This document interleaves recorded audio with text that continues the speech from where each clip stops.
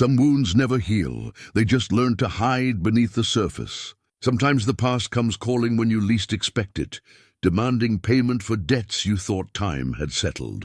Delancy Crowe knew this truth better than most as she watched 200 outlaws surround her mountain cabin.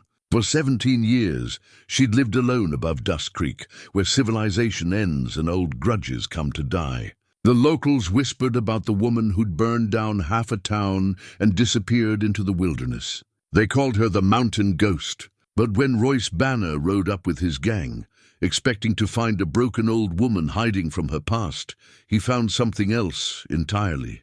The weathered face that met his gaze held fire that could melt steel and secrets that could topple kingdoms. What made the most feared outlaw leader in 3 territories stop dead in his tracks? Before we jump back in, tell us where you're tuning in from. And if this story touches you, make sure you're subscribed, because tomorrow I've saved something extra special for you. The morning mist clung to the mountainside like a shroud, and Delancy Crowe stood at her cabin window, watching it lift with the patience of someone who had learned to read the mountain's moods. At 63, her hands were steady as iron as she poured coffee into a tin cup, the same ritual she'd performed every dawn for 17 years. The cabin perched on a granite ledge 2,000 feet above Dust Creek, connected to the world below by a treacherous trail that most horses refused to climb. She'd built this sanctuary with her own hands, log by log, stone by stone. Every board knew the weight of her grief. Every nail had been driven with the force of her determination to disappear. The one-room structure was deceptively simple from the outside. Weathered cedar walls, a stone chimney that drew smoke cleanly, windows placed strategically to watch all approaches. But Delancy had learned hard lessons about survival, and the cabin held secrets that would surprise any unwelcome visitor. Behind the rough-hewn exterior walls, she'd created multiple layers of defense. Gun ports disguised as knotholes in the logs, a root cellar with a hidden tunnel that emerged 50 yards down the slope behind a boulder. Steel plates reinforced the door and window frames. She'd spent years preparing for the day someone might come looking for the woman who'd left Clearwater Springs in flames. The coffee was strong and bitter, the way she preferred it. Delancy had long ago stopped adding sugar to anything in her life. Sweetness was a luxury she couldn't afford. Not when memories turned sour in her mouth every time she let her guard down. She walked to the mantel, where a dusty photograph sat face down. Had been face down for 17 years. Some mornings her fingers twitched toward it, but she always pulled back. Some doors, once closed, should stay that way. Her father's sheriff badge lay hidden beneath a loose floorboard near the hearth, wrapped in oiled cloth alongside letters she'd never sent and a wedding ring she'd never worn. Thomas Garrett had been Clearwater Springs lawman for 23 years before his daughter inherited his sense of justice and his stubborn streak. He'd taught her to shoot straight, think clearly, and never back down from what was right. Those lessons had served her well in the mountains, even if they'd cost her everything else. Through the window, she watched an eagle circle the valley below. The bird's freedom reminded her of what she'd gained in exchange for everything she'd lost. No schedules to keep, no expectations to meet, no one to disappoint. The mountain didn't judge her for the choices she'd made or the prices she'd paid. It simply demanded respect and preparation, 2 things Delancy understood completely. Her daily routine was precise and purposeful. Check the weather, inspect the perimeter, tend the small garden she'd carved from the rocky soil. She'd learned to preserve food, repair equipment, and treat her own injuries. The nearest doctor was 3 days' ride down treacherous trails she couldn't travel safely in winter. Self-reliance wasn't just practical, it was survival. The locals in the settlements below had created their own mythology around her. Some said she was a witch who could curse a man with a glance. Others claimed she was a ghost who appeared only when the moon was dark. The stories grew more elaborate with each telling, which suited Delancy perfectly. Fear kept people away better than any fence or warning sign, but the truth was simpler and more complicated than legend suggested. She was a woman who'd loved deeply, lost everything, and chosen solitude over the risk of causing more pain. The fire that destroyed half of Clearwater Springs hadn't been an accident, but it hadn't been the act of vengeance people believed either. Sometimes doing the right thing looked wrong from the outside, and sometimes the only people who knew the truth took it to their graves. Delancey finished her coffee and set the cup aside.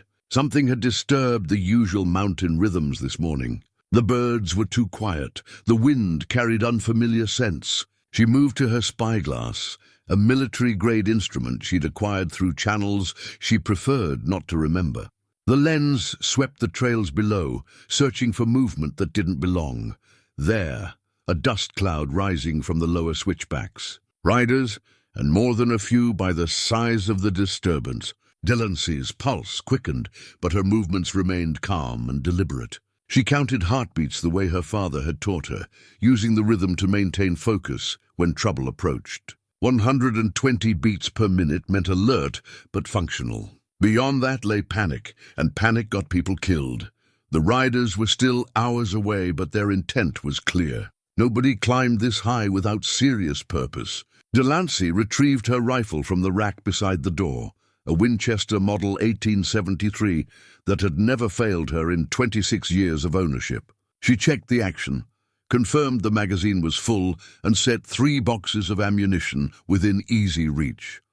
From a wooden chest beneath her bed, she pulled gear she'd hoped never to need again. A gun belt with twin Colt .45s, their grips worn smooth by countless hours of practice. A bandolier of rifle rounds. A knife with a 7-inch blade that had saved her life twice and taken lives she tried not to count. The weight of the weapons felt familiar and terrible, like greeting old friends you'd hoped never to see again. Delancey had spent 17 years building a life of peace, but she'd never forgotten the skills that kept her alive. Every morning she practiced her draw until muscle memory made it automatic. Every evening she cleaned and maintained her weapons with the reverence of someone who understood their importance. The mountain had given her solitude, but it demanded constant vigilance in return. She moved through the cabin with efficient purpose, triggering hidden mechanisms she'd installed years ago. Steel shutters dropped over the windows with barely a whisper. The front door's decorative facade slid away to reveal a fortress entrance with multiple locking bars. Gun ports opened along the walls, their fields of fire carefully calculated to cover every approach. The transformation took less than 5 minutes, turning a humble cabin into a mountain stronghold. Delancey had learned patience from the mountain and preparation from hard experience. She'd survived the war in Clearwater Springs by being ready for anything and trusting no one completely. Those lessons would serve her again today. As she waited for the riders to climb the final approaches, Delancey allowed herself one moment of regret. She genuinely hoped to live out her days in peace, tending her garden and watching eagles soar over valleys that held no memories of gunfire or grief. But the past had a way of climbing mountains, no matter how high you built your refuge. She checked her weapons one final time and settled into position beside the window. Through the gun port, she had a clear view of the trail where her visitors would appear. Her hands were steady, her breathing controlled, her mind clear of everything except the immediate task of survival. The mountain woman was ready for war.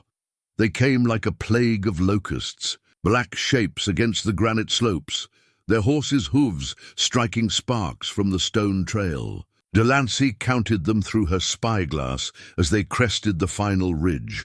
200 riders, armed and organized, moving with the discipline of men who'd fought together and survived. At their head rode a figure that made her blood run cold, not from fear, but from recognition that shouldn't have been possible. Royce Banner sat his horse like he'd been born in the saddle, 35 years old, with the kind of quiet authority that made men follow him into hell. His dark hair showed premature silver at the temples, and his face carried scars that spoke of battles won and prices paid. But it was his eyes that stopped Delancey's breath, pale blue, like winter sky over deep snow. Eyes she'd seen before, in another face, in another lifetime. The gang spread out in a practiced formation, surrounding the cabin with military precision. These weren't ordinary desperados looking for easy plunder. They moved like soldiers, covering angles and watching for crossfire. Banner had trained them well, and Delancey found herself grudgingly impressed despite the circumstances. Banner dismounted 40 yards from the cabin, close enough to talk, but far enough to avoid immediate danger. He raised his hands to show he was temporarily unarmed, though Delancey noted the twin pistols on his hips and the rifle scabbarded on his saddle. A man didn't survive long as an outlaw leader without understanding the delicate balance between diplomacy and violence. "Delancy Crowe," he called out, his voice carrying clearly across the mountain air. "I know you're in there. I know you can hear me. We need to talk." Delancy remained silent, studying him through the gun port. His voice held traces of education, the kind of careful diction that suggested a gentleman's upbringing gone wrong. She'd known his type before, men who'd chosen the outlaw trail not from desperation, but from a sense of injustice that burned. "Too hot to ignore, I'm Royce Banner," he continued when she didn't respond. "Maybe you've heard the name. Maybe you know why I'm here." She had heard the name. Banner's gang controlled territory from the Dakotas to New Mexico, running protection rackets, robbing banks, and settling disputes with authority that came from the business end of a gun. But he wasn't known for random violence or petty cruelty.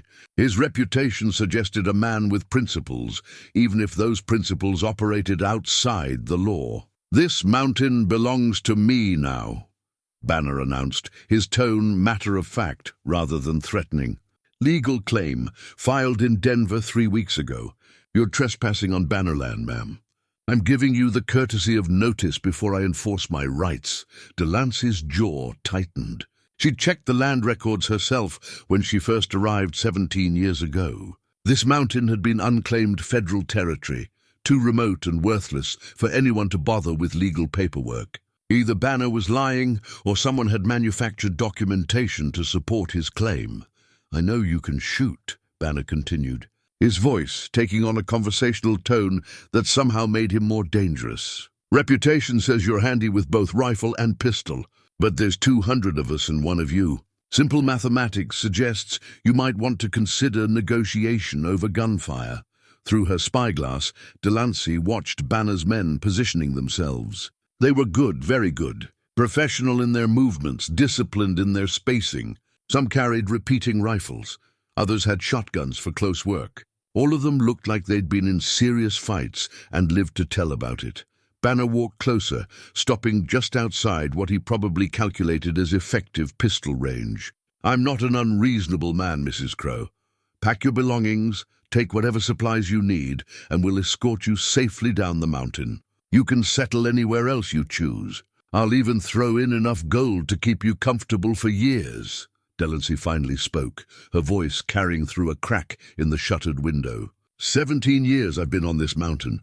17 years of solitude and peace. You think you can just ride up here with your legal papers and your hired guns and take what's mine? "Nothing's yours that wasn't mine first," Banner replied, and there was something in his tone that suggested personal knowledge rather than general principle. "This mountain has been in my family for longer than you've been breathing. I'm just reclaiming what was stolen." The words hit Delancey like a physical blow.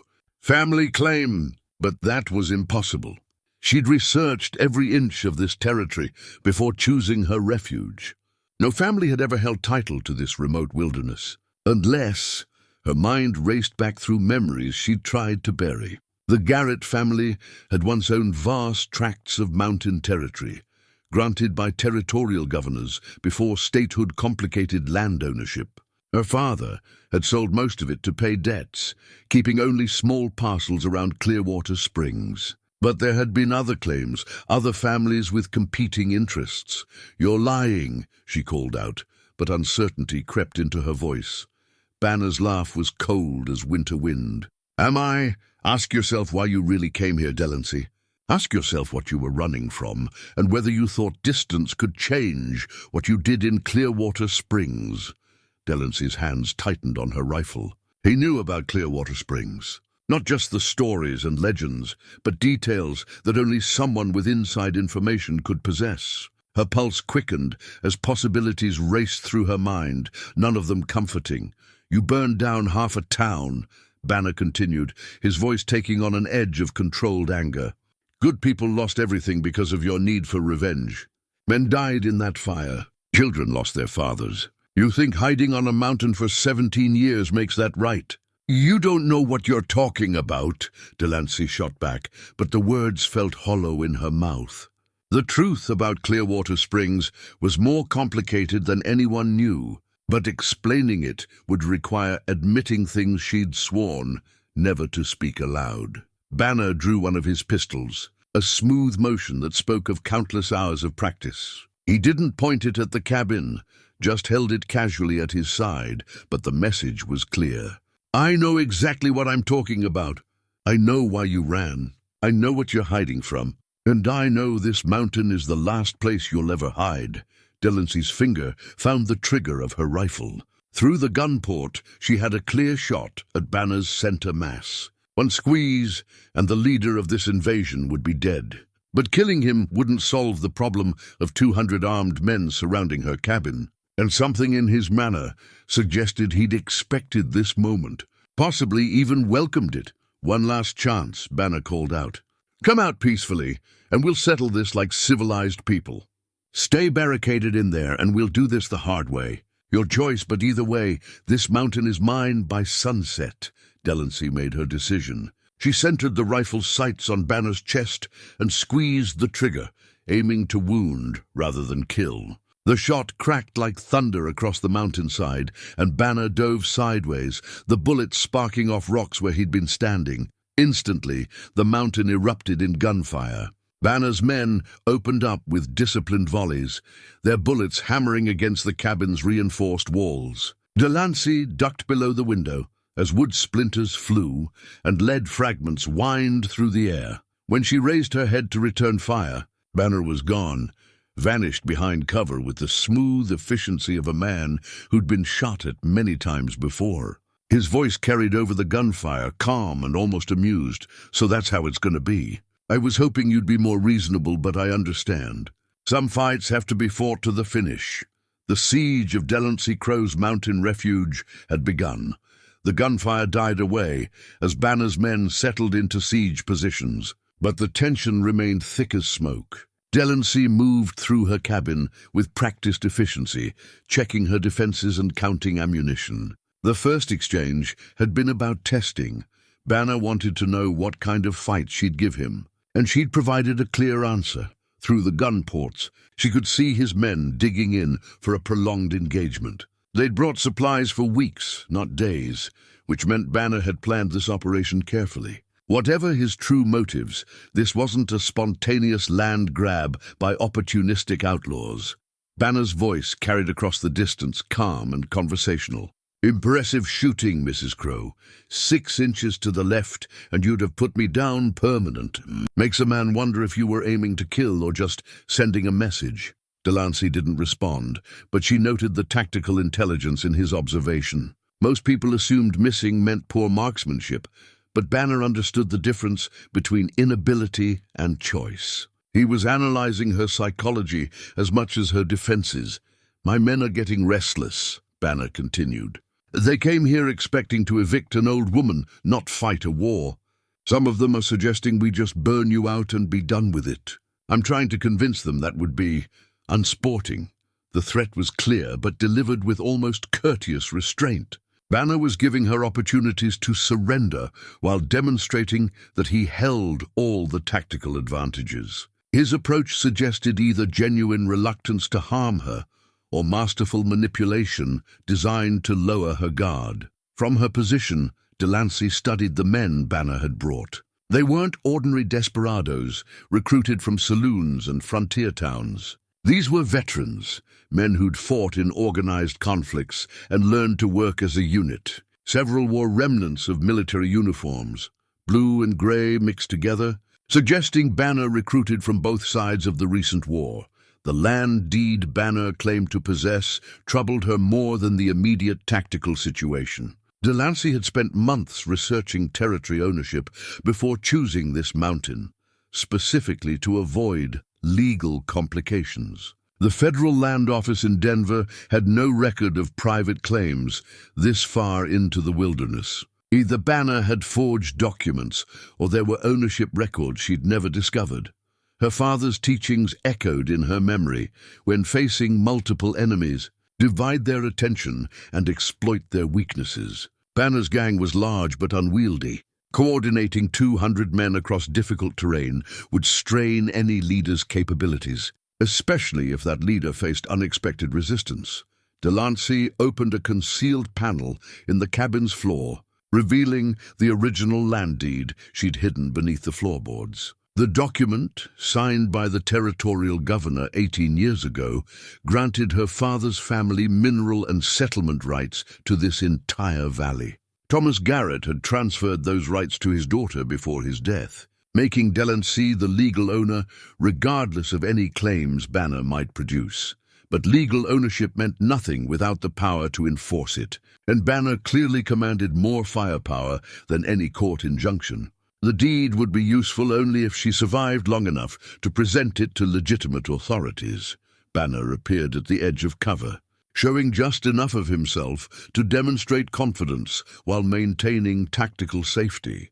"I'm curious about something, Mrs. Crowe.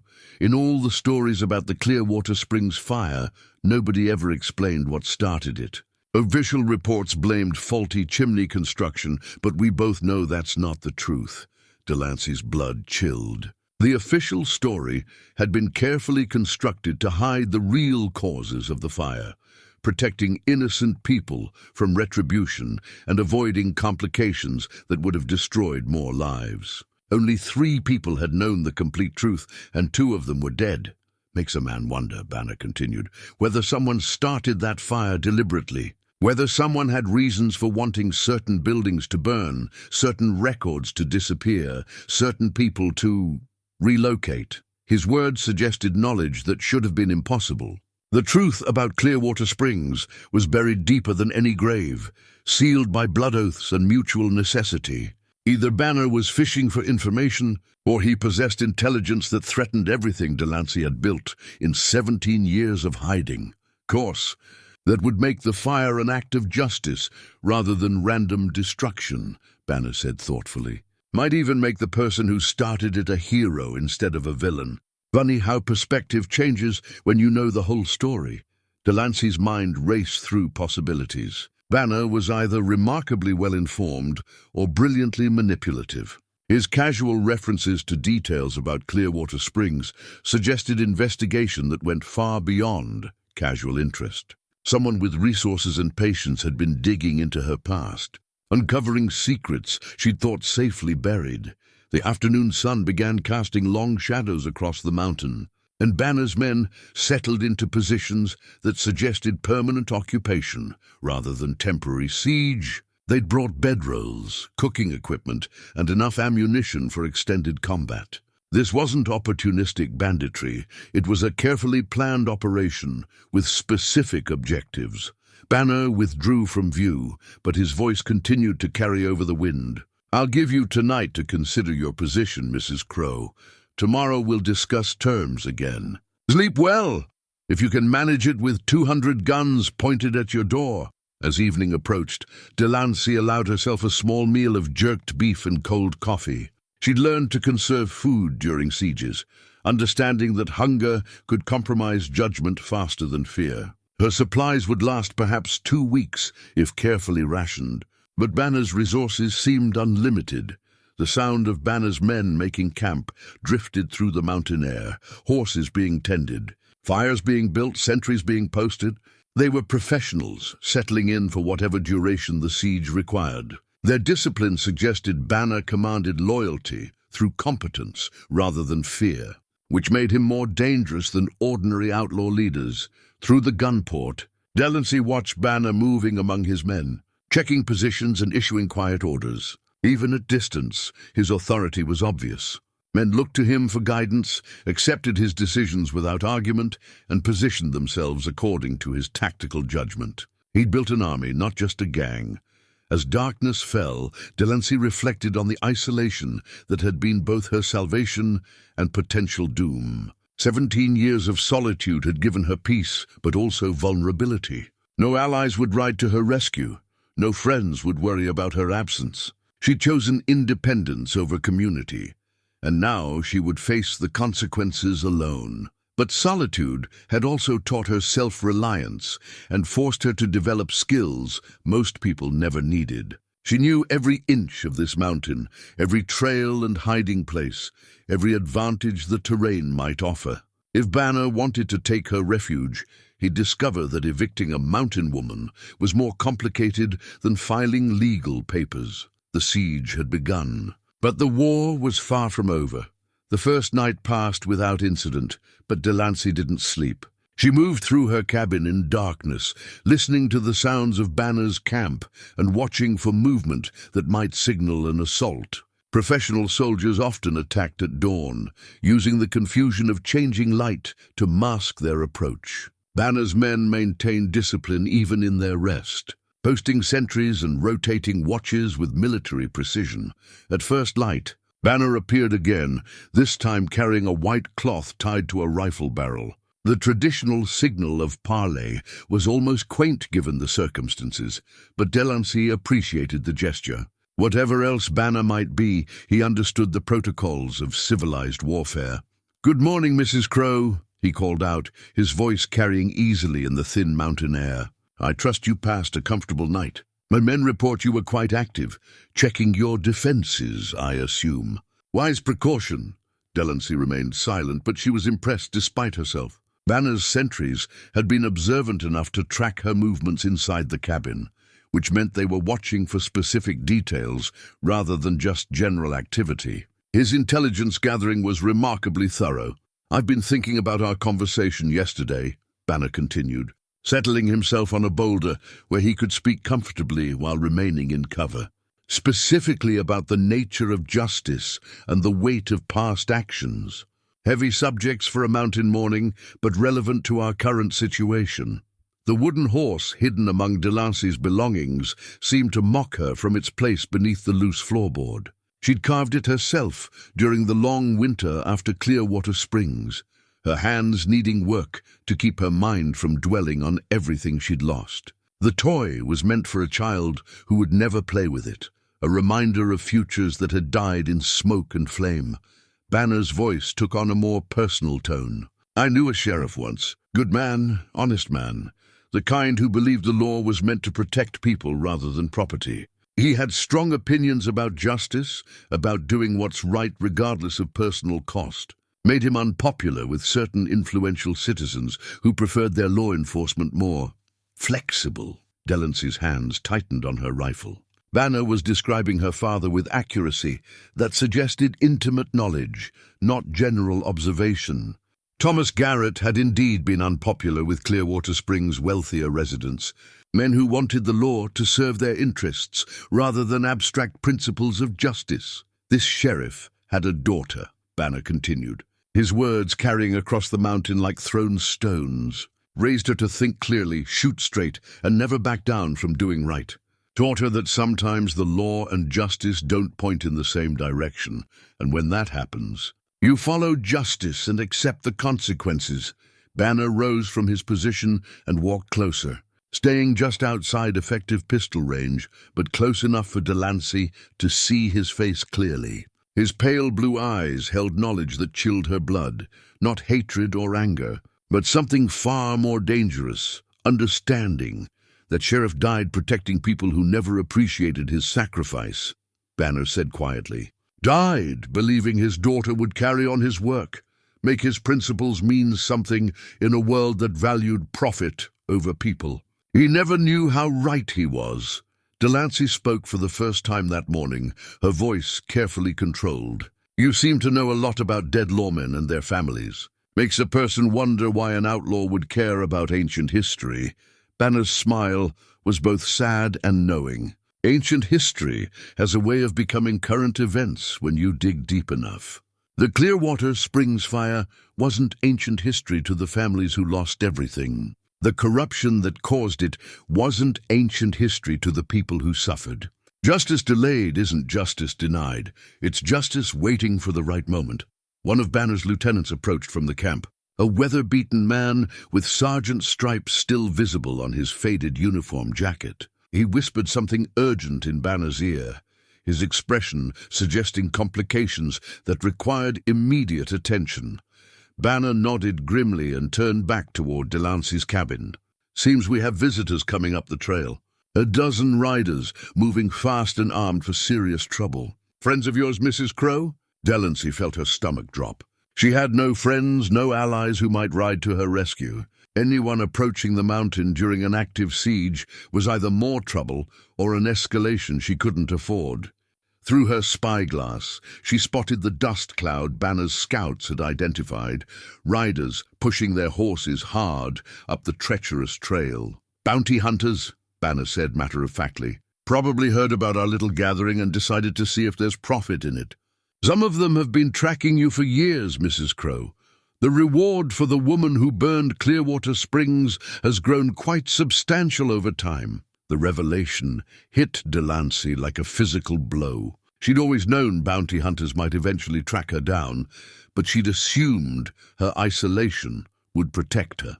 If Banner's presence had attracted professional manhunters, her sanctuary was compromised regardless of how the current siege ended. Banner's men repositioned themselves to face the new threat, their movements suggesting this complication hadn't been part of the original plan. Whatever Banner's motives for besieging her cabin, dealing with bounty hunters apparently wasn't among them. "This presents an interesting tactical situation," Banner observed. "Three parties with conflicting interests, all heavily armed, all converging on the same small piece of territory. Mathematics suggests someone's going to be disappointed." Delancey found herself in the surreal position of potentially sharing enemies with the man besieging her home. Bounty hunters would want her alive for the reward money, which meant they'd oppose anyone trying to kill her outright. But they'd also eliminate anyone preventing them from claiming their prize, including Banner's entire gang if necessary. "I'm going to make you an offer," Banner called out, his voice taking on a business-like tone. "Temporary alliance against common enemies. You help me deal with these bounty hunters, and I'll give you safe passage off this mountain. Clean slate, fresh start, no questions asked." The proposal was logical from a tactical standpoint, but Delancey had learned to distrust convenient solutions. Banner had invested too much effort in this siege to abandon it for the sake of temporary convenience. Either he was genuinely concerned about the bounty hunters, or this was elaborate manipulation designed to get her outside her fortified position. The sound of approaching hoofbeats grew louder, echoing off the canyon walls below. Soon, three separate armed groups would occupy the same mountain, each with different objectives and conflicting interests. Delancey had survived 17 years by avoiding exactly this kind of complication. But now she found herself at the center of a situation that threatened to spiral beyond anyone's control. Banner retreated toward his men, calling back over his shoulder, "Think about it, Mrs. Crowe. Sometimes the enemy of your enemy really is your friend." The bounty hunters crested the final ridge like avenging angels, their horses lathered with sweat and their weapons already drawn. Delancey counted 12 men through her spyglass, each carrying enough firepower to outfit a small army. These weren't ordinary manhunters looking for easy money. They were professionals who'd made careers out of tracking dangerous fugitives across impossible terrain. Their leader was a lean man with dead eyes and a face that looked like it had been carved from granite. He rode slightly ahead of his team, scanning the terrain with the methodical attention of someone who'd survived by missing nothing. When he spotted Banner's camp surrounding the cabin, he raised his hand to halt his men. "That's Morgan Webb," one of Banner's lieutenants muttered, loud enough for Delancey to overhear. "Meanest bounty hunter west of the Mississippi. They say he's never lost a target."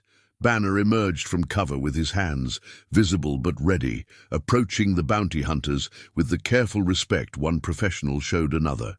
The conversation was too distant for Delancey to hear clearly, but their body language told the story. Webb was claiming priority based on his pursuit of Delancey. while Banner was asserting territorial control based on his overwhelming numbers.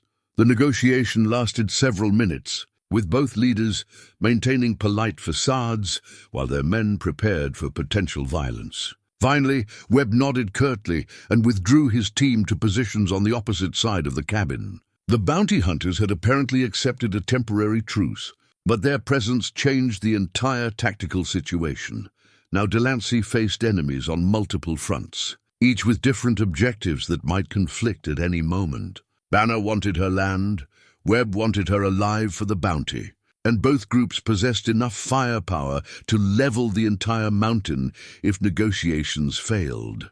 The newspaper clipping hidden in her belongings told only part of the story about Clearwater Springs. The official account blamed faulty construction for the fire that consumed the town's financial district, destroying the bank, the land office, and several corrupt businesses that had been bleeding the community dry.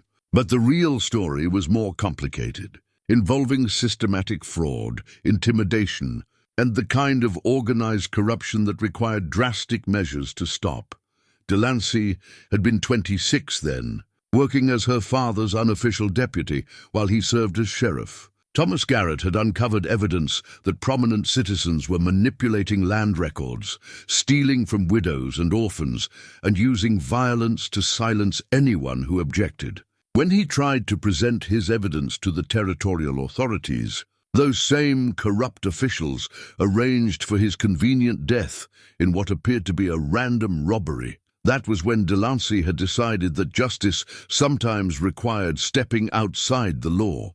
The fire hadn't been random, it had been surgical, targeting specific buildings where corrupt records were stored, giving honest people a chance to start over without the weight of fraudulent debts and stolen property. She'd saved more lives than she'd cost. But explaining the truth would require admitting to arson and murder, crimes that carried death sentences regardless of motivation. Banner's voice carried across the distance as he addressed both his gang and the bounty hunters. "Gentlemen, we have a situation that requires careful handling. Mrs. Crowe is wanted for questioning about events in Clearwater Springs 17 years ago. Mr. Webb and his associates have legal papers authorizing her capture. My organization has legitimate business interests on this mountain. I suggest we resolve these conflicting claims through civilized negotiation rather than unnecessary bloodshed." Webb's response was predictably direct. "Banner, I respect your reputation, but the woman in that cabin is worth $5,000 dead or alive. My papers give me federal authority to take her into custody. Your business interests don't supersede territorial law. Federal authority assumes territorial jurisdiction," Banner replied smoothly. "This mountain is private property, legally claimed and properly documented. Mrs. Crowe is trespassing on my land, which makes her my responsibility under territorial statutes. Perhaps we can arrange a mutually beneficial agreement." Delancey listened to the two men bargaining over her fate like traders haggling over livestock. The casual discussion of her capture or death reminded her why she'd chosen solitude over society. Men like Banner and Webb reduced human lives to calculations of profit and loss, convenience and obstacle, but something in Banner's negotiating style troubled her more than Webb's straightforward mercenary approach. The outlaw leader was too well informed about territorial law, too familiar with legal procedures that should have been foreign to someone operating outside legitimate authority. His knowledge suggested education and experience that didn't match his current profession. The afternoon wore on, with both groups maintaining their siege positions while engaging in sporadic negotiations. Delancy used the time to inventory her supplies and plan contingencies for various scenarios. Her ammunition would last perhaps 3 days of heavy fighting, her food another week if carefully rationed. Water wasn't a problem. The cabin's well drew from an underground spring that couldn't be easily poisoned or diverted. The hidden tunnel behind her root cellar offered an escape route, but using it would mean abandoning 17 years of accumulated possessions and starting over with nothing. The thought of losing her father's badge, her few precious mementos, and the sanctuary she'd built with her own hands was almost unbearable. As evening approached, Banner's youngest gang member approached the cabin under a white flag. He couldn't have been more than 19, with the kind of fresh-faced optimism that hadn't yet been ground down by outlaw life. His nervous demeanor suggested this was his first siege. "Ma'am," he called out uncertainly, "Mr. Banner says to tell you that supper's ready if you'd like to join us. Says civilized people ought to share meals, even when they disagree about other matters." The invitation was so unexpected that Delancey almost laughed. Banner was either supremely confident or completely insane to suggest she leave her fortified position for a social dinner with the men besieging her home. But the gesture revealed something about his character, an adherence to certain codes of behavior even in hostile circumstances. "Tell Mr. Banner I appreciate the courtesy," Delancey called back. "But I'll be dining alone tonight." The young man nodded and retreated, but not before Delancey caught a glimpse of something in his expression. Doubt, perhaps, or discomfort with his role in the siege. Not every member of Banner's gang was fully committed to their leader's cause, which might prove useful if the situation deteriorated further. As darkness fell, both enemy camps settled into watchful routine. Cooking fires were built, sentries were posted, and weapons were cleaned and checked. The bounty hunters maintained professional discipline, but Banner's men showed signs of restlessness. A prolonged siege wasn't what they'd signed up for, and their patience was beginning to wear thin. Webb appeared at the edge of his camp, speaking quietly with his lieutenants while gesturing toward the cabin. Even at distance, his frustration was obvious. Professional bounty hunters preferred quick captures to extended standoffs, and every day spent on the mountain was time that could be used pursuing other lucrative targets. The standoff had reached a delicate balance, but Delancy sensed that balance wouldn't hold much longer. Too many armed men with conflicting interests couldn't maintain peaceful coexistence indefinitely. Someone would make a move soon, and when that happened, the mountain would run red with blood before sunrise. The second dawn brought more than morning light. It brought the sound of approaching horses from the valley below.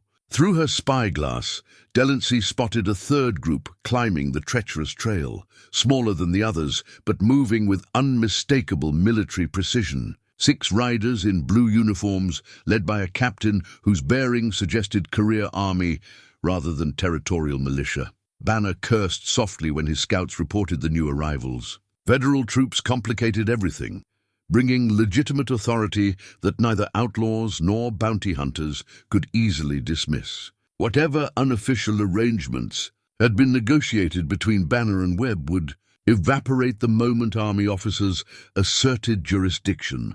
The faded wedding ring hidden beneath Delancey's floorboards caught morning light streaming through a crack in the shutters. She'd never worn it, never had the chance. The man who'd placed it on her finger during a secret ceremony had died 3 days later, killed by the same corrupt officials who'd murdered her father. Sheriff Deputy Marcus Sullivan had been her partner in both law enforcement and love, and his death had driven her to the desperate measures that culminated in the Clearwater Springs fire. Captain Harrison dismounted at the base of the trail leading to Delancey's cabin, his weathered face showing the kind of patience that came from years of dealing with complicated frontier situations. He surveyed the siege positions with professional interest, noting the tactical arrangements and estimating the forces involved. "Gentlemen," he called out, in a voice trained to carry over battlefield noise, "I'm Captain William Harrison, United States Army. I'm here on official business regarding territorial jurisdiction and federal warrants. I'd appreciate the opportunity to speak with your leaders."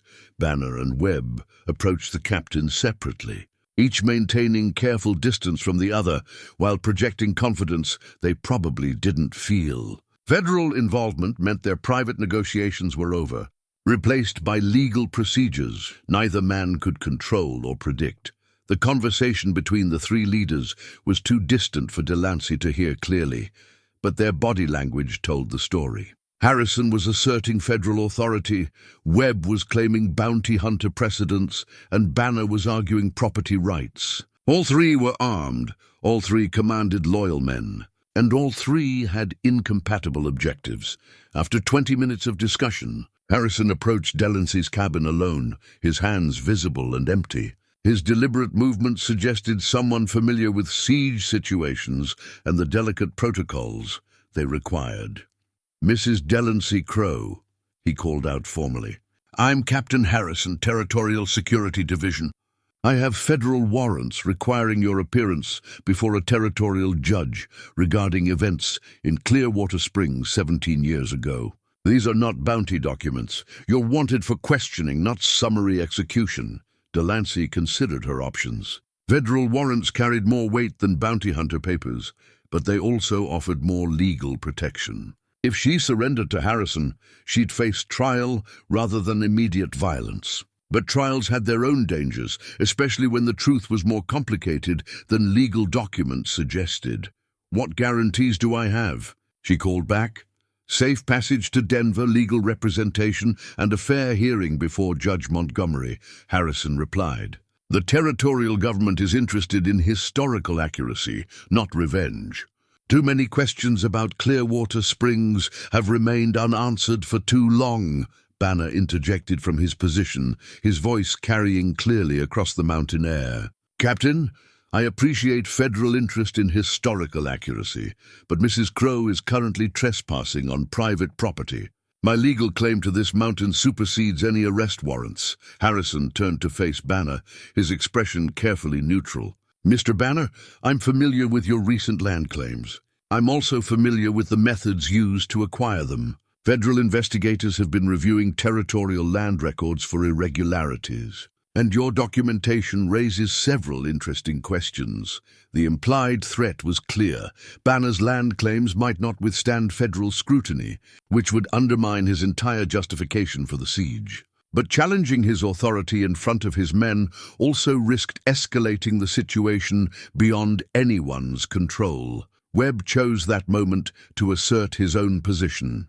"Gentlemen, while you debate jurisdiction, I'll remind you that federal bounty warrants supersede both territorial authority and private property claims. Mrs. Crowe is wanted by federal marshals, which gives me authority to take her into custody regardless of other considerations." Harrison's smile was cold as winter wind. "Mr. Webb, your bounty authorization was issued by territorial officials who lacked federal oversight. Recent investigations suggest those same officials may have been involved in the corruption Mrs. Crowe is wanted for questioning about. Your warrant may not be worth the paper it's written on." The revelation sent shockwaves through all three camps. If Webb's warrant was invalid, his presence on the mountain was illegal. If Banner's land claims were fraudulent, his siege was criminal trespass. If federal authorities were investigating territorial corruption, everyone involved faced potential prosecution. Delancy felt a moment of dark satisfaction.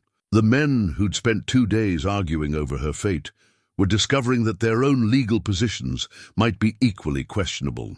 Justice had a way of finding people who thought themselves above its reach, but satisfaction quickly gave way to concern. Desperate men with guns made dangerous decisions, and the mountain was crowded with increasingly desperate men. If negotiations collapsed, the resulting fight would leave more bodies than the cemetery in Clearwater Springs. Harrison continued his systematic demolition of everyone's legal standing. Furthermore, recent investigations into the Clearwater Springs fire have uncovered evidence suggesting the official account was deliberately falsified. Federal prosecutors are now questioning whether Mrs. Crowe committed crimes or prevented them. Banner's reaction was immediate and telling. His face went pale, and his hand moved instinctively toward his weapon before he caught himself. Harrison's words suggested federal knowledge that Banner hadn't expected. Information that threatened more than just his current operation. "That's enough," Banner said quietly, but his voice carried across the mountain like a threat. "Captain, I appreciate federal interest in historical accuracy, but this situation requires resolution based on current facts, not speculative investigations." Harrison's response was equally quiet, but infinitely more dangerous. "Mr. Banner, Current facts include federal warrants, territorial jurisdiction, and legitimate questions about land ownership. Unless you're prepared to resist federal authority, I suggest you reconsider your position. The standoff had reached a critical point. 3 armed groups with conflicting claims faced each other on a mountain where there was nowhere to retreat. Someone would have to back down, or the morning would end in bloodshed that would echo through territorial history. Delancy made her decision. Whatever dangers awaited her in Denver, they couldn't be worse than watching good men die over her past mistakes. Delancy was reaching for the door bar when Banner's voice cut through the morning air like a blade through silk. Before you make any decisions about surrender, Mrs. Crowe, there's something you should see. He pulled a small leather case from his jacket pocket, the kind used to protect precious photographs during long journeys. With deliberate ceremony, he removed a daguerreotype and held it where the morning light would illuminate its surface. "Recognize this man," Banner called out.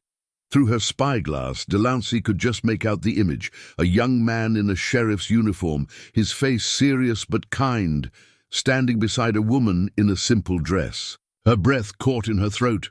The photograph showed Marcus Sullivan and herself, taken secretly 3 days before their planned wedding. 3 days before everything went to hell. Marcus Sullivan, Banner continued, his voice carrying emotion he'd kept carefully hidden until now. Deputy Sheriff, honest man, devoted son, also my father. The words hit Delancy like a physical blow. She staggered backward, her rifle clattering to the floor as 17 years of carefully buried grief came roaring back. Marcus Sullivan's son, the boy she'd never met, the child Marcus had mentioned in whispered conversations about their future together. My mother died giving birth to me, Banner continued, his voice now openly emotional. My father raised me alone, told me stories about the woman he'd loved and lost, said she was the bravest person he'd ever known, someone who'd risk everything to do what was right. Captain Harrison was watching this revelation with professional interest, clearly filing information for future reference. Webb looked confused, uncertain how family drama affected his bounty claim. But Banner's men were staring at their leader with newfound understanding. This wasn't just about land or money. He never told me your name, Banner said. Called you his mountain angel because you'd appear when people needed help most, then vanish like you'd never been there. But he kept your photograph, carried it until the day he died. Delancy found her voice, though it came out as barely a whisper. Marcus died in Clearwater Springs. Shot down by corrupt officials 3 days before we were to be married. No, Banner said firmly. Marcus Sullivan didn't die in Clearwater Springs. He escaped during the fire, but he was wounded, gut shot, bleeding badly. Took him 3 days to die, long enough to make it to a trading post 50 miles south. The leather case Banner held contained more than photographs. He pulled out a folded letter, its edges yellow with age and handling. He wrote this while he was dying. Told the trader to find his son, make sure the boy knew the truth about what happened in Clearwater Springs. Banner's father's final letter, the document that would change everything. Marcus had survived just long enough to set the record straight, to ensure that his son would know the real story of corruption, murder, and the woman who tried to stop it all. Listen carefully, Banner called out, then began reading in his father's words, preserved on paper. My son, if you're reading this, then I didn't make it home to tell you the truth myself. The woman in the photograph with me is Delancy Crowe, daughter of Sheriff Thomas Garrett. She was to be my wife, the mother of children we'd planned to raise together in a world free from the corruption that poisoned Clearwater Springs. Banner's voice grew stronger as he continued. Delancy didn't start the fire to destroy the town. She started it to save it. The bank, the land office, the trading post were all fronts for a conspiracy that was stealing everything from honest families. When her father tried to expose the truth, they killed him. When we tried to gather evidence, they came for us both. Webb and Harrison were listening intently now, understanding that the official story of Clearwater Springs was unraveling with each word Banner read. The fire was our last resort. Banner continued reading. Delancey risked her life to destroy the records these men used to steal from widows and orphans. She saved dozens of families from losing everything, but she had to let the world believe she was a criminal to protect the people who'd helped her. Delancey slumped against the cabin wall, overwhelmed by emotions she'd buried for 17 years. Marcus had understood. Even as he lay dying, he'd known why she'd done what she'd done, and he'd forgiven her for the choices that had torn them apart. He died loving you, Banner said simply. Died believing you'd escape to somewhere safe, somewhere you could build a new life free from the consequences of doing what was right. He made me promise to find you someday, to tell you that he understood. The photograph that had lived in Banner's mother's locket now made terrible sense.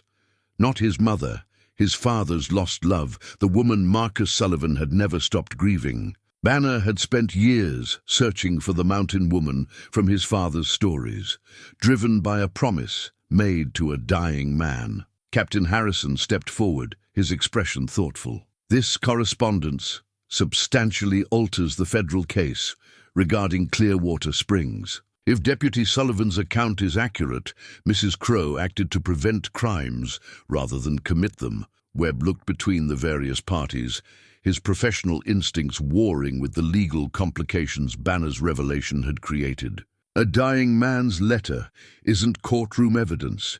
My warrant is still valid, regardless of family sentiment. But Banner was no longer paying attention to the bounty hunter. His eyes were fixed on the cabin where the woman his father had loved was. Finally learning the truth about Marcus Sullivan's last days. There's more, Banner called out. The letter explains how the corruption worked, who was really responsible, and where the stolen money went. Names, dates, amounts, everything needed to clear your name and bring the real criminals to justice. Delancey's hands trembled as she reached for the door bar again. Not to surrender this time, but to finally face the son of the man she'd loved and lost.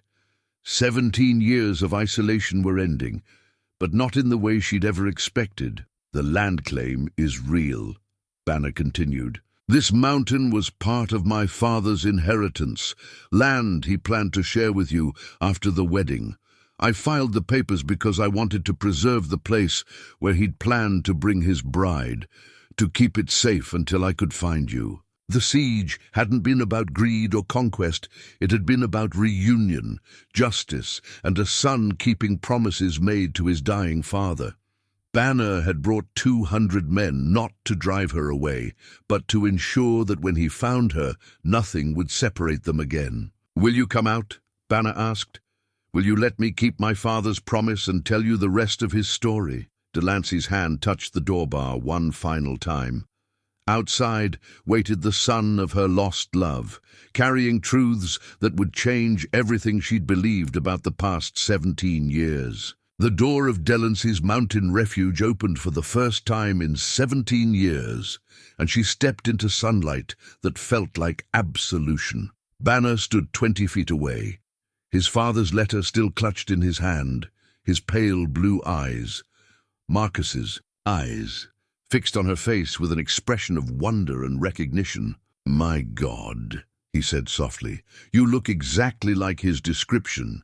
He said you had eyes that could see straight through to a person's soul, hands that could heal or destroy, depending on what justice required. Delancey walked toward him on unsteady legs, each step carrying her further from the isolation that had defined her existence for nearly 2 decades. The years had marked her, silver in her dark hair, lines around her eyes, calluses on her hands from mountain living. But Banner saw past the physical changes to the woman his father had loved. You have his manner, she said, when they stood face to face. The way you hold yourself, the way you think before you speak. Marcus was always careful with words, never said anything he didn't mean. Webb stepped forward impatiently, his hand resting on his weapon. Touching family reunion aside, I still have a valid warrant and a job to complete. Mrs. Crowe, you're coming with me to face federal charges. Banner turned to face the bounty hunter, his entire demeanor shifting from emotional son to dangerous outlaw leader. Webb, I've been remarkably patient with your presence on my mountain. That patience has limits. Your mountain? Webb laughed harshly. A convenient story about dead fathers doesn't change property law. This is federal territory, and I have federal authority. Captain Harrison had been listening to the exchange with growing interest, clearly evaluating the competing claims and their implications for territorial justice. Mr. Webb, your warrant was issued based on information that may have been deliberately falsified. I'm placing Mrs. Crowe under federal protection pending investigation of the original charges. Federal protection? Webb's voice rose dangerously. Captain, with respect, you can't supersede legal bounty documents with informal investigations. Law is law. But Harrison was already signaling his soldiers to defensive positions, recognizing that the situation was spiraling toward violence. Mr. Webb, I'm ordering you to stand down.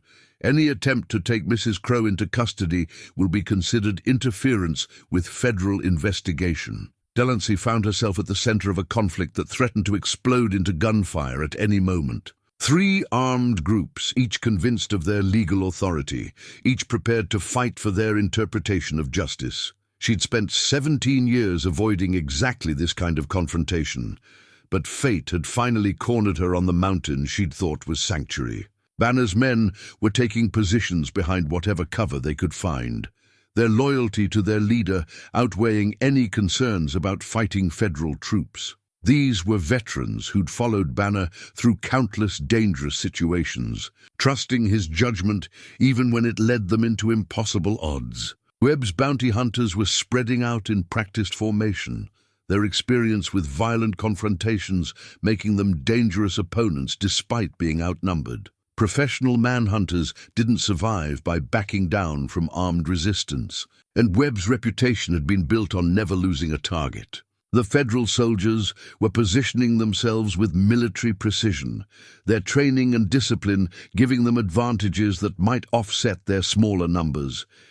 Captain Harrison commanded experienced frontier troops who'd fought Indians, outlaws, and Mexican raiders across hostile territory. Enough, Delancy said quietly, but her voice carried clearly in the thin mountain air. Enough bloodshed over my past mistakes. Too many good men have already died because of what happened in Clearwater Springs. She reached into her jacket and withdrew the original land deed she'd kept hidden for 17 years.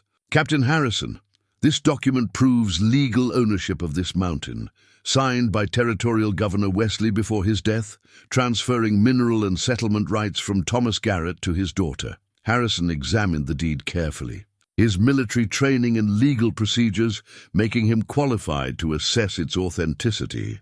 This appears genuine, Mrs. Crowe. If valid, it supersedes any subsequent claims filed by other parties.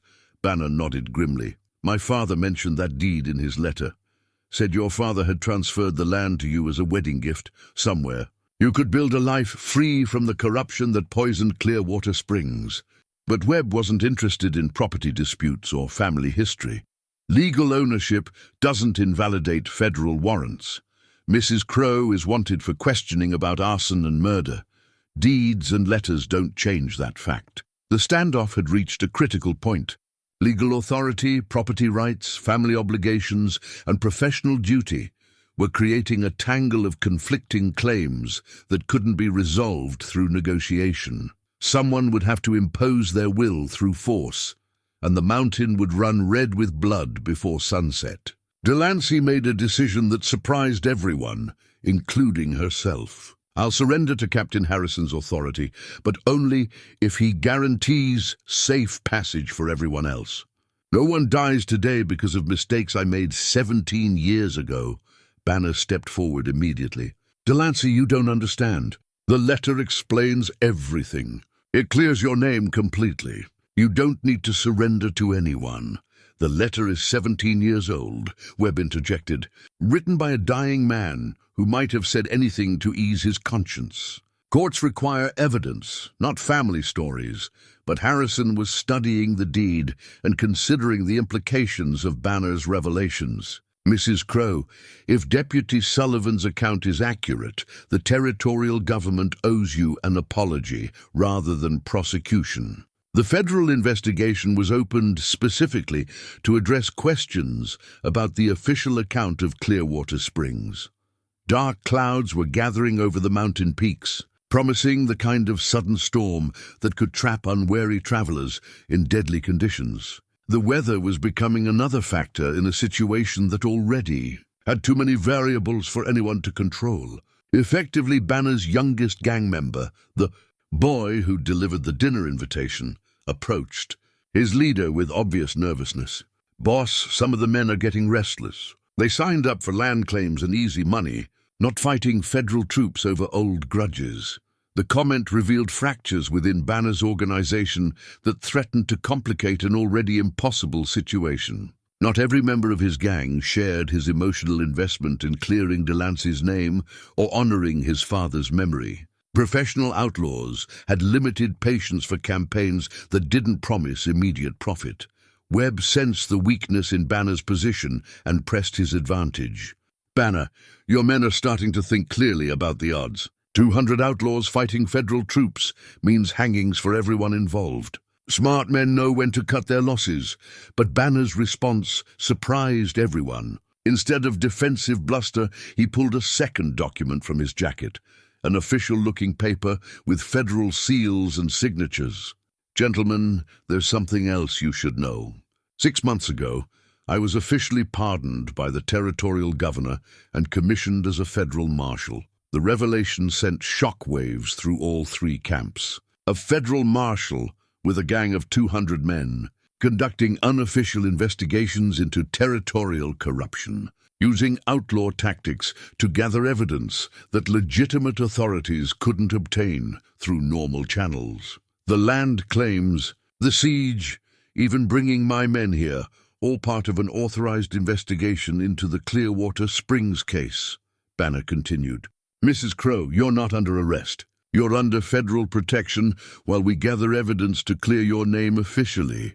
Webb's face went pale as the implications sank in. He'd been threatening to arrest a federal witness under the protection of a federal marshal. His warrant wasn't just questionable, it was completely invalidated by Banner's authority. Captain Harrison smiled grimly. "Marshal Banner, your methods are unorthodox, but your results speak for themselves. Mrs. Crowe, it appears your 17 years of exile are officially over." But the celebration was premature. Webb and his men had invested too much time and money in this hunt to simply walk away empty-handed, federal authority or not. Professional bounty hunters lived by different rules than ordinary criminals, and admitting defeat wasn't part of their code. The storm clouds overhead began releasing the first scattered raindrops, warning of the deluge to come. Webb's hand moved to his weapon with the smooth precision of a man who'd made his living by being faster than his opponents. Federal marshal or not, Banner, $5,000 is still $5,000. And Mrs. Crowe is still coming with me. The first gunshot cracked like thunder across the mountainside as Webb drew and fired in one fluid motion. Banner dove sideways, the bullet sparking off granite where he'd been standing. Instantly, the mountain erupted in violence as 3 separate groups opened fire simultaneously. Delancey threw herself behind a boulder as bullets whined overhead, her instincts from the Clearwater Springs conflict taking over. Her hidden rifle cache lay 50 yards away, concealed beneath a rockfall she'd prepared years ago for exactly this situation.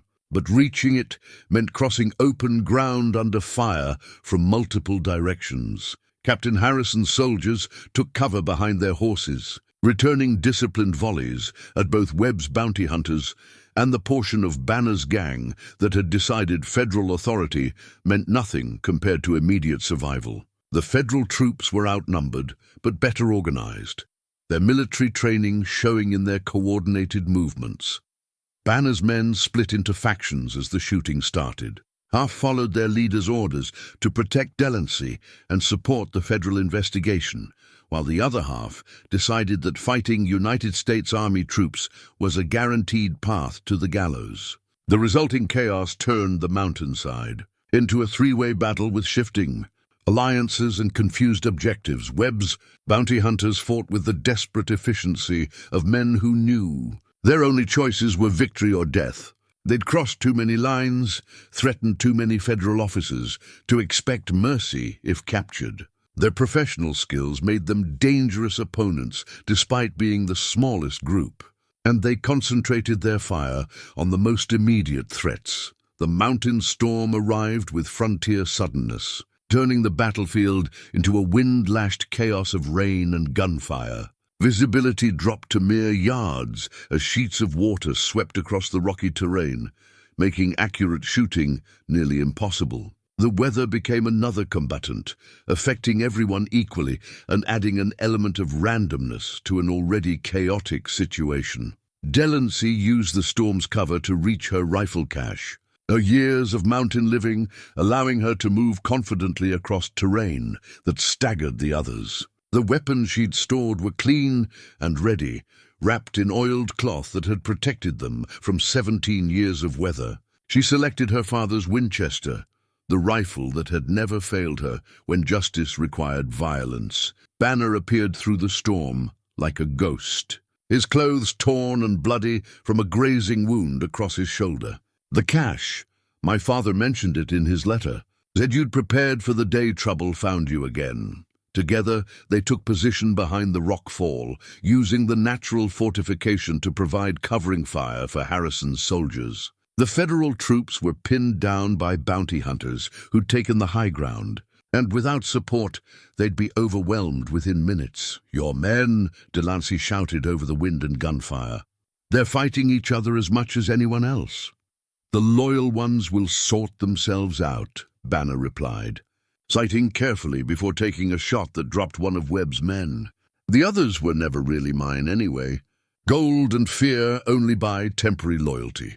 Webb himself had found cover behind Delancey's cabin, using the structure she'd built as protection while he directed his men's assault on the federal position.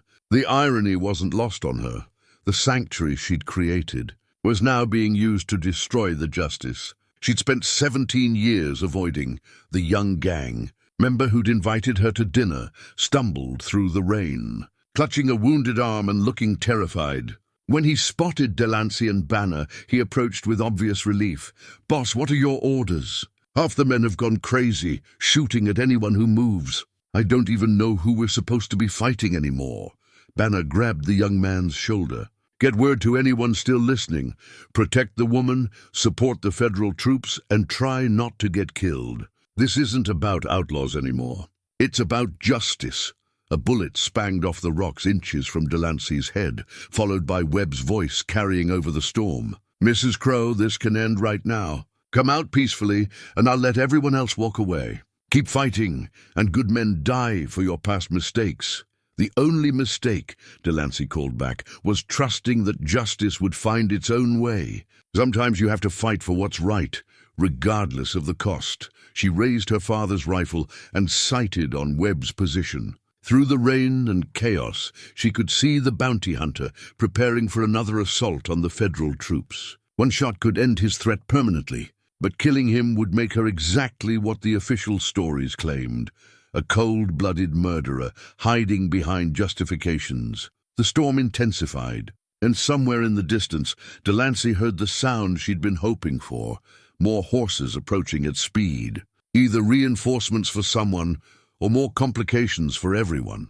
The approaching horses brought 20 federal marshals, led by a grim-faced man, whose badge caught what little light penetrated the storm. Their arrival changed the tactical situation immediately, giving the federal forces overwhelming numerical superiority and providing Banner with the backup he'd apparently been expecting. Webb realized his position had become hopeless. Surrounded by federal troops and facing a marshal with official authority, continuing the fight meant certain death for himself and his men.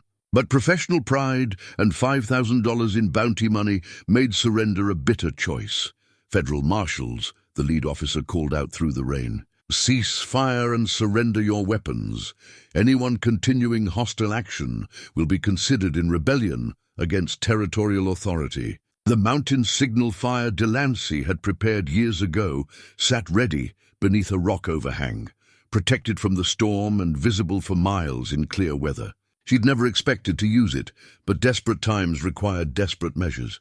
The smoke would summon help from neighboring settlements, ranchers, miners, and honest settlers who'd respond to distress signals from their mountain neighbor. Banner saw her looking toward the signal fire and understood immediately. "Do it," he said simply. "Let everyone know what's happening here. Let them witness justice being done." Delancy struck a match and lit the prepared kindling, watching flames catch and spread through the carefully arranged wood and oil-soaked rags. Within minutes, thick smoke was billowing skyward, visible even through the storm to anyone watching from the valleys below. Webb made his final desperate play, emerging from cover with his hands raised, but his eyes fixed on Delancy. "I surrender to federal authority, but I want protection. Mrs. Crowe has powerful enemies who won't appreciate their secrets being exposed. Kill me now, and you'll never learn who really wants her."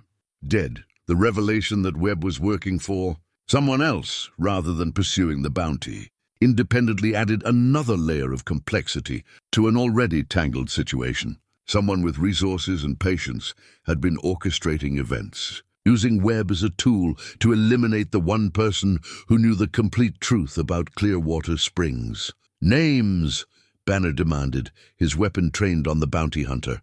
"Who hired you? Who's been hiding behind territorial corruption for 17 years? Webb smiled coldly. "Federal protection first, Marshal. I know too much about too many important people to trust anyone's word without guarantees." But his negotiating position evaporated when one of his own men, wounded and bleeding, decided that loyalty to a doomed leader wasn't worth dying for. "Governor Wesley's nephew," the wounded bounty hunter gasped. "Jonathan Wesley in Denver. He's been paying Webb to track the Clearwater woman for years." The name hit like a thunderbolt. Jonathan Wesley had inherited his uncle's political connections and used them to build a territorial empire based on the same corruption that had destroyed Clearwater Springs. The fire Delancy had set hadn't ended the conspiracy.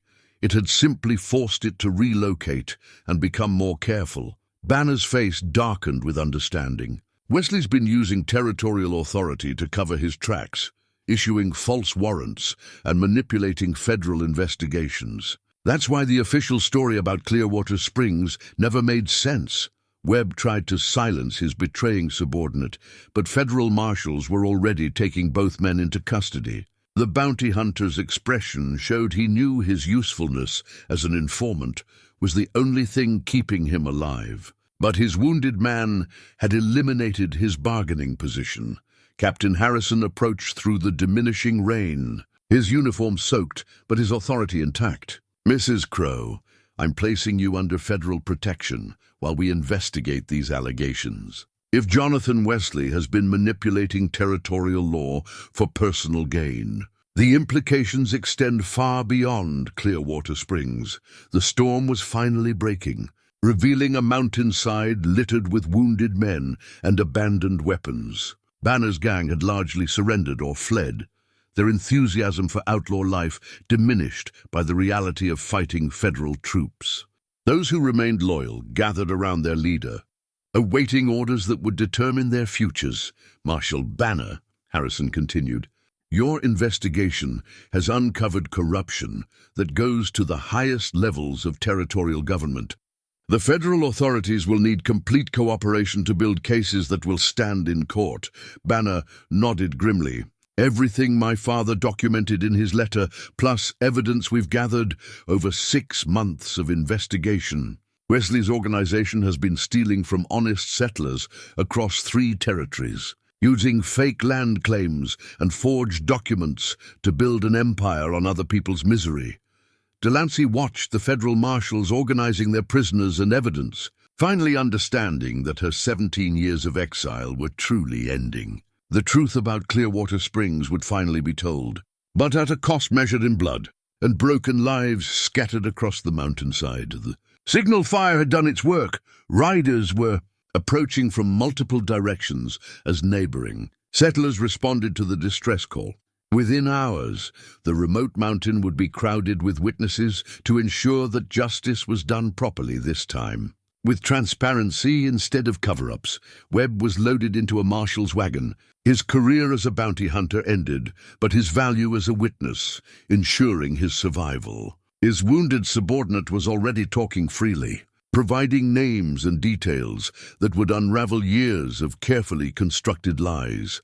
As the last of the storm clouds moved away, revealing afternoon sunlight that seemed to promise better days ahead, Delancy found herself standing beside Marcus Sullivan's son on the mountain that had been her prison and sanctuary for 17 long years. "What happens now?" she asked, still struggling to believe that her isolation was ending.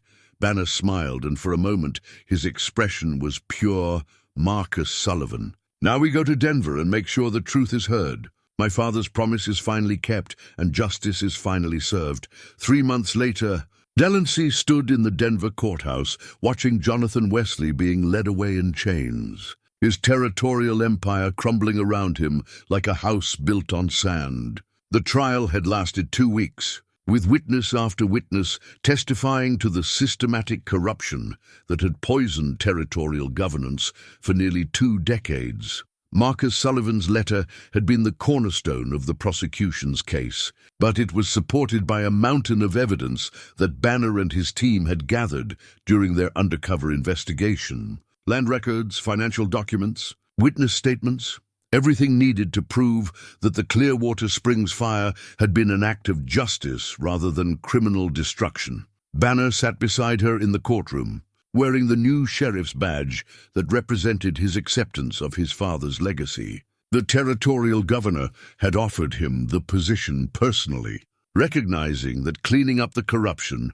would require someone with both the authority and the backbone to see justice done properly. "Guilty on all counts," the judge pronounced, his voice carrying clearly through the packed courtroom. "Jonathan Wesley, you are hereby sentenced to 20 years of hard labor for conspiracy, fraud, theft, and abuse of public office. May God have mercy on your soul, because this court has none."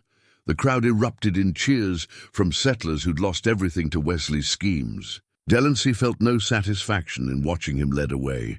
Too many lives had been destroyed, too many years lost for vengeance to provide any real comfort.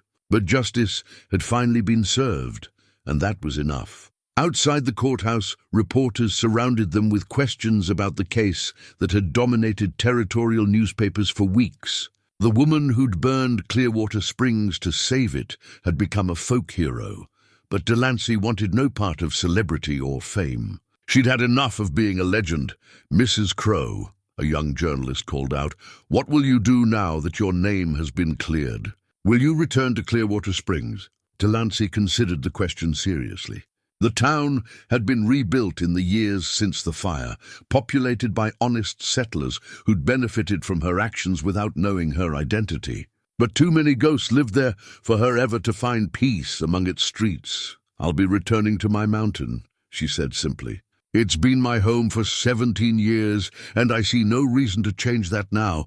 Banner smiled at her response. During the long weeks of testimony and legal proceedings, they'd grown close in the way that only people who'd shared mortal danger could manage. He was Marcus Sullivan's son in all the ways that mattered, honest, principled, and absolutely committed to doing what was right regardless of personal cost.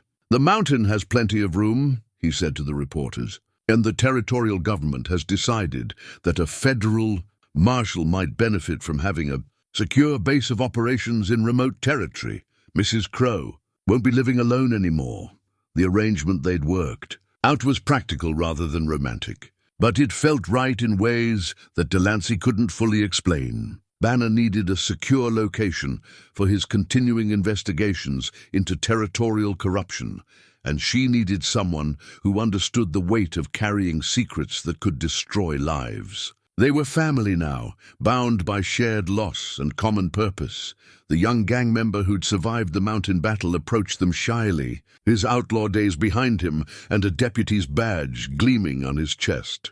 Banner had vouched for several of his former men, giving them chances to make honest livings as lawmen rather than criminals. Not all had taken the opportunity, but enough had to suggest that people could change when given proper motivation. "Sheriff Banner?"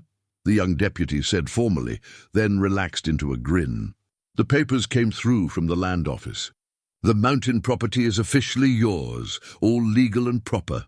Banner nodded and handed the deed to Delancey. "Actually, Deputy Miller, the property belongs to Mrs. Crowe. Always has, always will. I'm just the current tenant." Delancey accepted the document that made her ownership official beyond any future legal challenge. The mountain that had been her refuge would remain her home, but now it would also be a place where justice could find its voice when needed. They rode out of Denver that afternoon, taking the long trail back to the high country where eagles soared over valleys that held no memories of corruption or betrayal. The journey would take 5 days, following paths that Banner was still learning, but Delancey knew like the lines on her weathered hands. As they climbed toward the thin air and endless sky, Delancey found herself thinking about the photograph in Banner's possession, the image of herself and Marcus Sullivan taken 3 days before everything changed. The young woman in that picture had believed in justice, but hadn't understood its true cost. Now, 37 years later, she finally comprehended that some prices were worth paying, some fights were worth fighting, and some wounds could heal if given enough time and truth. The cabin on the mountain ledge looked exactly as they'd left it, but everything had changed. No longer a hiding place, but a home.